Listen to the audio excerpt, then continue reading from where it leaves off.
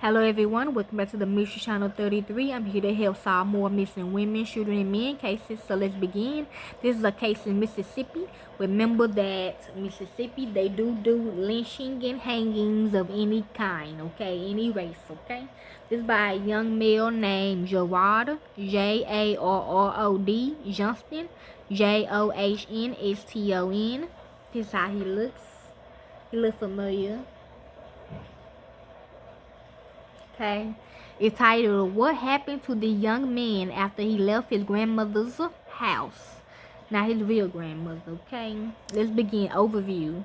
A mysterious disappearance leaves many with questions. What happened to Jarrod Johnston after he walked away from his grandmother's house?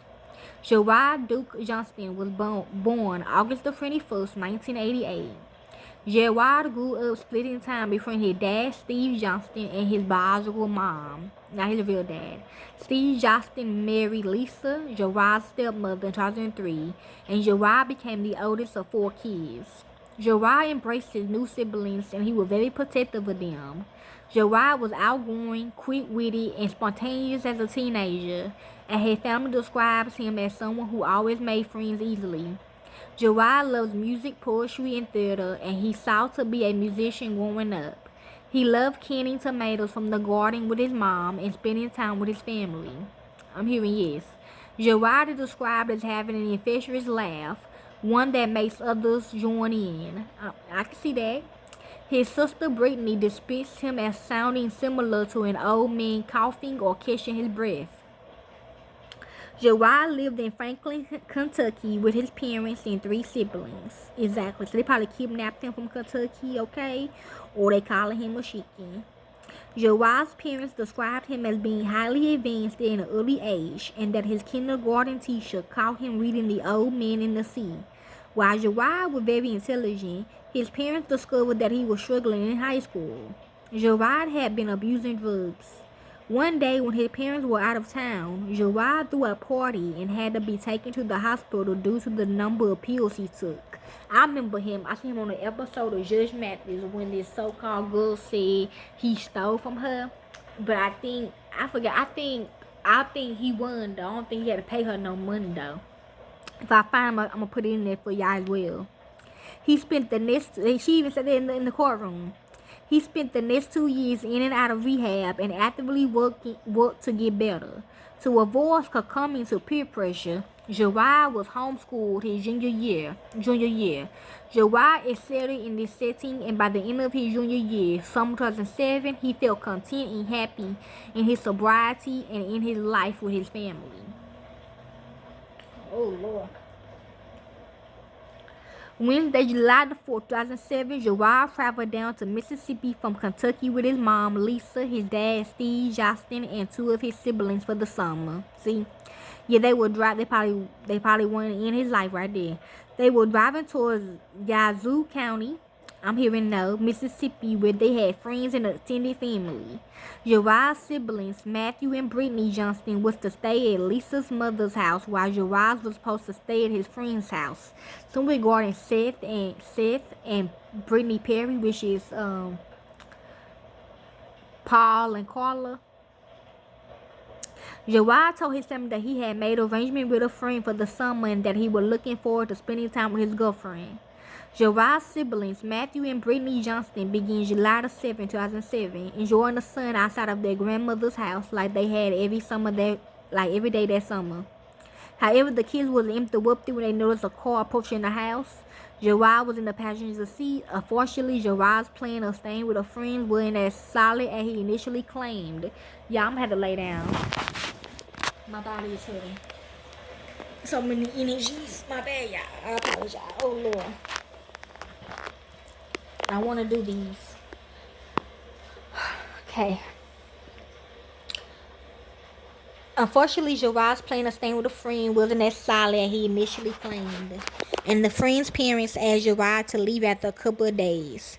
Having nowhere else to go, Jarrod asked the friend's parents to take him to his grandmother's house. However, Jarrod's grandmother had not agreed to let Jarrod stay with her. While she loved her grandson, Jarrod's grandmother had just gotten surgery, and she was worried Jarrod was still her pain medication, which she had a history of doing. So go, my grandma. When Jarrod informed her that he had nowhere else to go, his grandmother told him that she would have to call his parents, Stephen and Lisa Johnston, to bring him back to Kentucky. He was excited about spending the summer in Mississippi, and the thoughts of leaving so soon visibly upset Jarrod. Brittany Johnston watched as her brother Jarrod stormed out of their grandmother's house and across the lawn. Brittany ran after Jarrod in an attempt to bring him back, but Jarrod assured her that he would be fine, and he continued walking. Jarrod was carrying a black duffel bag, a backpack, a walnut-colored guitar, and a black carrying case, and $20 in cash. According to Jarrod's family, this behavior wasn't abnormal. Jarrod had a habit of taking off for a couple of days when he felt frustrated. I'm hearing food. Because of this pattern and because Jarrod's girlfriend lived in the area, see, they probably why as well as a point, Jarrod's family was not too worried. Jarrod's parents considered driving down to Mississippi to pick him up, but they figured they would give Jarrod the time and space to cool off while he stayed with his girlfriend for a couple of days.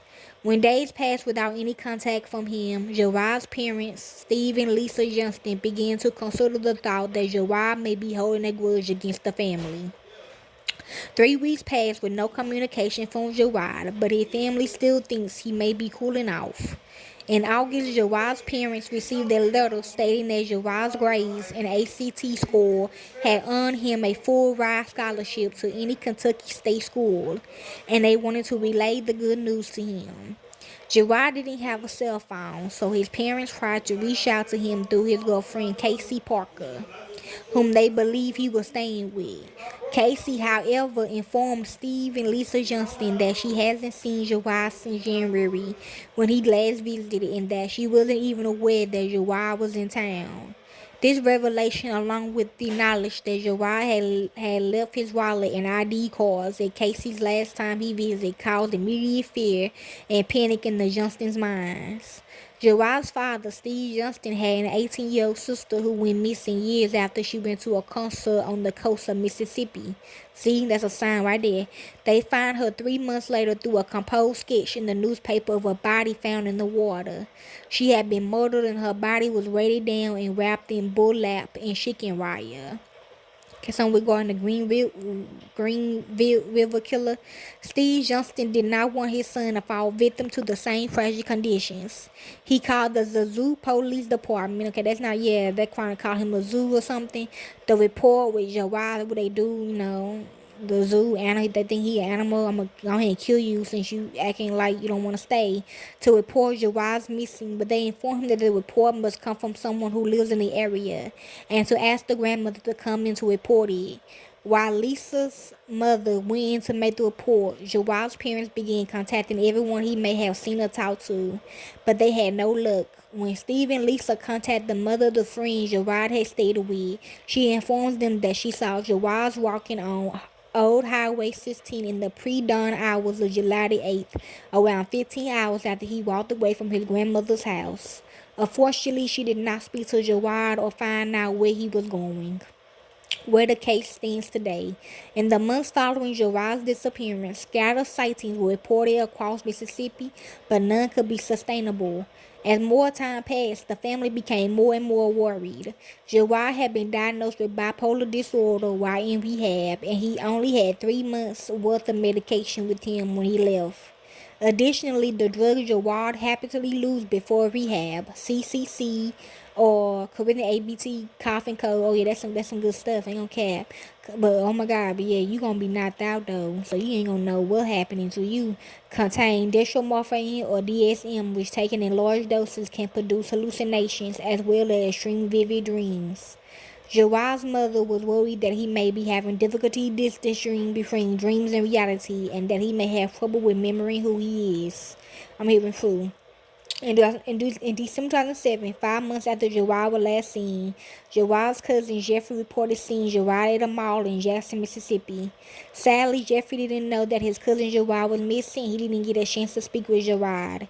In March 2008, 3 months after Lisa Johnston's nephew Jeffrey saw Jarrod at the mall in Jackson, the family drove over 400 miles from Kentucky to Jackson, Mississippi to ask around the mall. Jarrod's sister Brittany interviewed a cashier who said Jarrod came in late December looking for an engagement ring, but his card declined. The saleswoman said that Jarrod promised to come back, but that she never saw him again. Unfortunately, the mall security footage had already been recorded over. That don't make sense.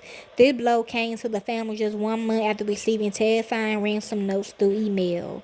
In early February, Steve Johnston received an email stating, "We have Jarrod. We picked him up in Zazu City. We are holding him." I'm here with his mom was black, okay? So, when you mix like that, the daddy white, yes, you will come out. Like, if your daddy white and your mama black, you will come out looking like you white. Because I got kids like that, too. Okay? If you want your son alive, you do what we say. Send me 50, 100,000, or we going to send you his body. I'm hearing yes. Don't involve anyone else or he dies. Okay? This was to the real parents. And they thought it was a joke, okay? Steve Johnston reported the cybercrime to the local FBI office, who quickly figured out it was a hoax. See?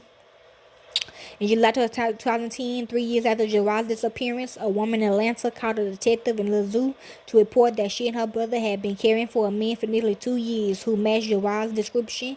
Because of the shape the man was found in, and because he had little memory, the woman and her brother suspected he may be missing. However, a fingerprint comparison confirmed that the boy was not Jarrod. I'm hearing yes. In March 2012, Jarrod's family learned that there was no paperwork on their missing son after setting up a meeting at the sheriff's office to discuss the case. The files were either misplaced, destroyed, or never done, all, and the new investigator in Lazoo had to start from scratch. A few months after their first meeting, the investigators informed the Johnston's family of a possible new lead of a man in a coma. He said that's not him, in the Atlanta area, but the man was confirmed to not be Jarrod. There have been no confirmed sightings of Jarrod Johnston since July 2007. Last time I seen him was on Judge Mathis. If you have any information regarding the disappearance of Jarrod Johnston, please contact the Zazu County Sheriff's Department at 662-7046-5611, okay? So we're going that girl as well. Case research and written by Nadia Y. Okay. He went missing July the 7th, 2007. His birthday is August the 21st, 1988. His current age is 35. Age of incident 18. Nameless number capitalized MP5502. His race is Caucasian/white. His gender is male. His height is 5'11", 71 inches. He weighs 135 to 155 pounds, and his hair color is brown.